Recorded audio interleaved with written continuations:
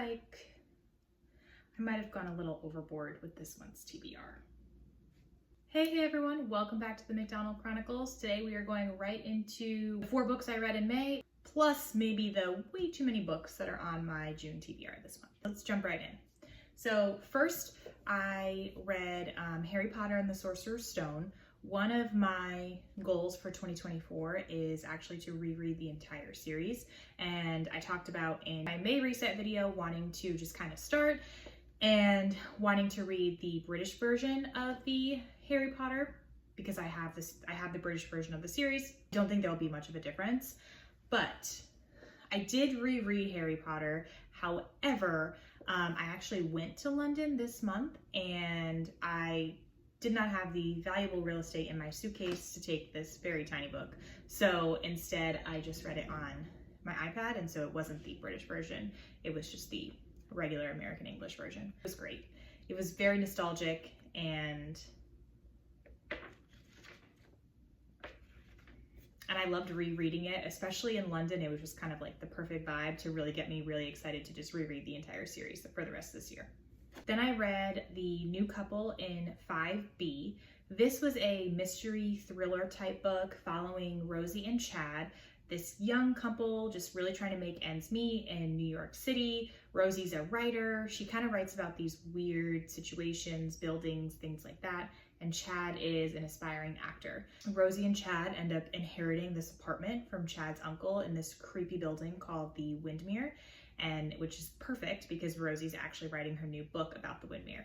Come to find out though, there's just lots of weird things going on in the building. They don't really know what's happening and why. And so we're really following Rosie's point of view throughout the entire thing. I love this book. It was a new release this year. I could not put it down. And it was the perfect book to read during summer storms. It was like our rainy season here and it was thundering and lightning a whole bunch. So I would just sit outside and read while that was happening. It was perfect. Honestly, a couple of times I had to come back inside because I was a little creeped out, but besides that, it was good. There were a few twists in the book, which I did enjoy. Some of them were kind of obvious, some of them not so much. I didn't see everything coming per se, but it wasn't so much like an oh my gosh moment at the end of the book, more so just me really wanting to figure out how all these pieces fit together. Overall though, if you're looking for a new mystery and thriller to read, I would highly, highly recommend it. Then I read The Cruel Prince by Holly Black. I have had this one for a long time.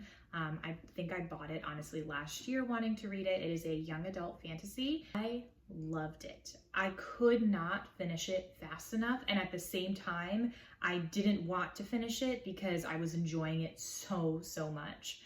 In this book we are following Jude. She was a young child when her parents were murdered by a fae, and now she lives in their world, but she's human. Her half-sister is half fae basically, and Jude and her twin are human, and they're being brought up in this fae world. And all Jude wants is to fit in, and so we're following this storyline of her wanting to fit into the fae, even though they despise humans. Especially one of the princes, his name is Prince Carden, and he just makes her life essentially a living hell throughout the book. And so we're following Jude and what she's doing, and it's so much better than what the back of the book makes it seem. And I just want to leave it there because I just want you to experience it for the first time. I don't want to say anything more. But immediately after I finished this book, I ordered the following 2 books in the series. So it's a trilogy. I think this is like referred to as the World of Elfhame, if I'm not mistaken, but it's a trilogy. And then there are 3 other books, not in sequential order from this, but in that same world by Holly Black. So I ordered the other 2. You will see them here in a bit. I hope to read them soon because this was amazing. The final book that I read in the month of May was Ruthless Vows. This is the second installment in the Letters of the Enchantment series, so it is the sequel to the Divine Rivals book. I have been waiting for this book to come on Kindle Unlimited just because that's where I read the first one, and I knew I had a lot of other books that could take up my time. And if I'm being honest with myself, I was not ready to close the series because I loved Divine Rivals so much, and I knew that I would probably enjoy Ruthless Vows, but I had seen some mixed reviews on Ruthless Vows, so I was worried to maybe end it in not a great way. This month, it was easy to put on my Kindle while I was traveling, and I read it, It was so good.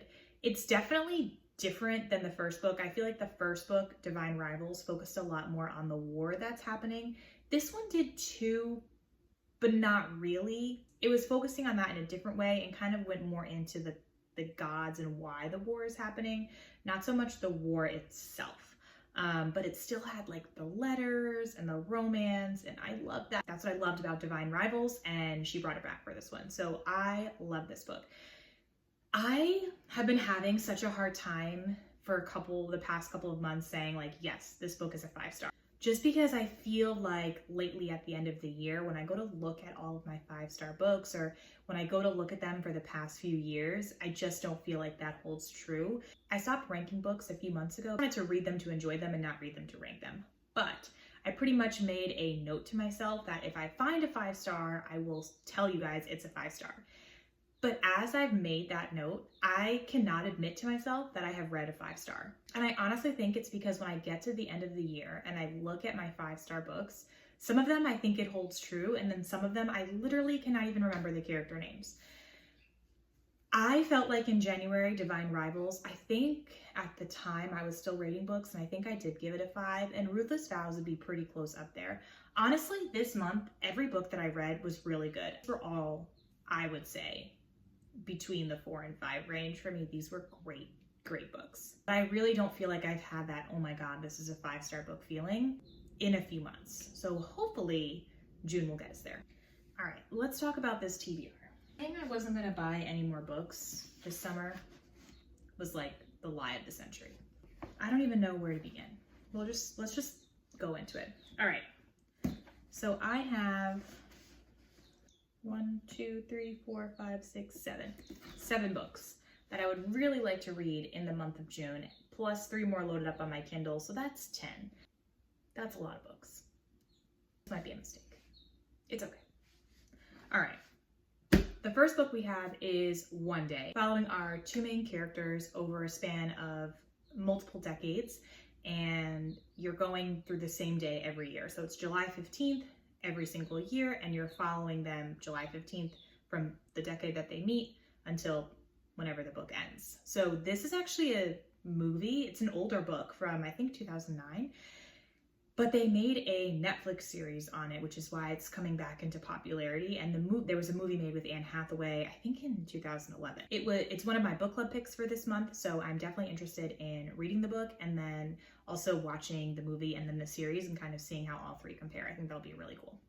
We have Then She Was Gone by Lisa Jewell. I put this on my TBR for May and then just didn't end up reading it. And then it became one of the book club picks. So that worked out. So in this one, we are following Laurel, whose daughter Ellie disappeared many years ago.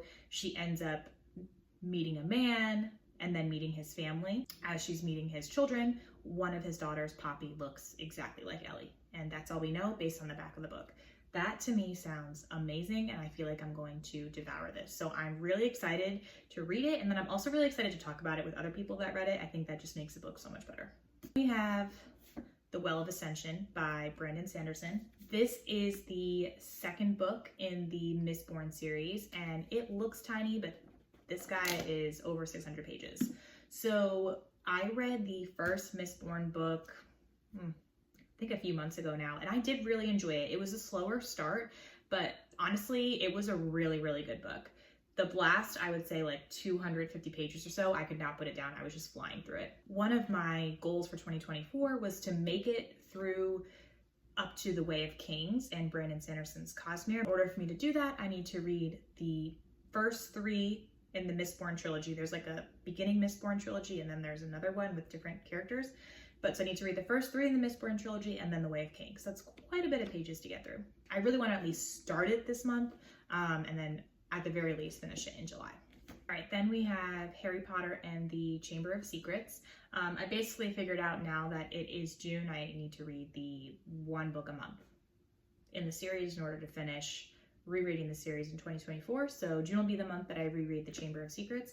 I would like to hopefully read the British version, but I do have the American version loaded up on my iPad, just in case it's easy for me to just take it when I'm going somewhere. Right. Then we have the little haul that I did. All right, so first I have the books I ordered off of Thrift Books, which if you don't know, it's a way to get gently used, or honestly, these ones were new, but I usually check there first if I can't find a book in my library or I just want to own it. This video is not sponsored by them, but I do have a referral code in the description box if you're interested.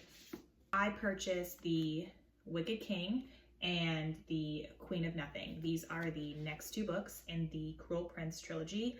I cannot wait to get into them. I'm not going to go through what is on the back of these books. I honestly have not even read the back of the books because I don't want to give anything away, and I am just going to dive right into them. So I'll be starting the Wicked King first, and I have a feeling as soon as I'm done with it, I'll be going right into the Queen of Nothing. This has been like really fun for me to rediscover like young adult fantasy over the past couple months. So summer is not really the time when I read fantasy. Summer is usually my mystery thriller romance month, but I just have to know what happens. So these are going to be read in June.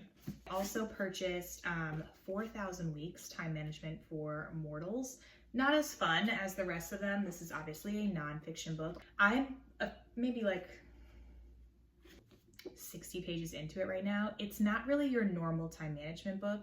I'll talk more about it in my June wrap up, but it's been really interesting so far. All right, and then I have one more book I bought, which we'll get to in a second. So on my Kindle, I have loaded up 3 books by Abby Jimenez. I really want to read her romance books this summer, and Kindle Unlimited has the Friend Zone, the Happily Ever After playlist, and I think it's called Life's Too Short. So those are the 3 that are loaded up on my Kindle. Usually with like summer romance books like that, I fly through them pretty quickly. I'm hoping I'll be able to read those in the month of June. And the final book I purchased this summer, after I said I was not going to purchase a single other book, was The People We Meet on Vacation by Emily Henry. I read Book Lovers by her and I loved it. I know I gave it 5 stars.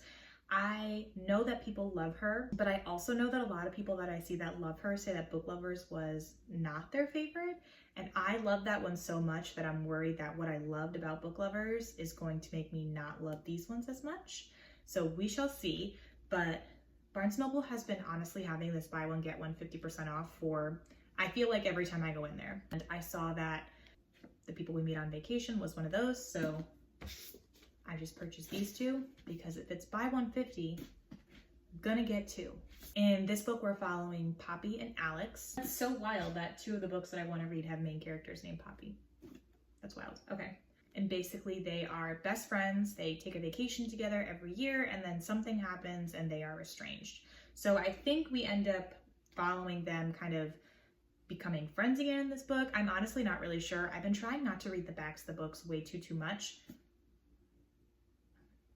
especially if it's a book that has come highly recommended or it's an author that I know I want to read, because I don't want to give too much away. I feel like lately the backs of the books have been like movie trailers where by the time I read the book, I already knew it was going to happen. That's all I know about this one, and I feel like this is the perfect summer book, so I'm excited to dig into this one in June. Honestly, y'all, I haven't even been to the library yet this month, so I literally don't know how my TBR is not going to get any bigger. Maybe I just won't go to the library this month. That's a lie. That's a lie. All right, so that is it. Let me know what you are reading in the month of June. Do you think 10, 11, I don't even remember how many books this is, I've lost count. Do you think that's too many? What's on your TBR list for this month? How were the books that you read last month? You know what to do. Like, comment, and hit that subscribe button. I post new videos every week, and I'll see you guys next time. Cheers.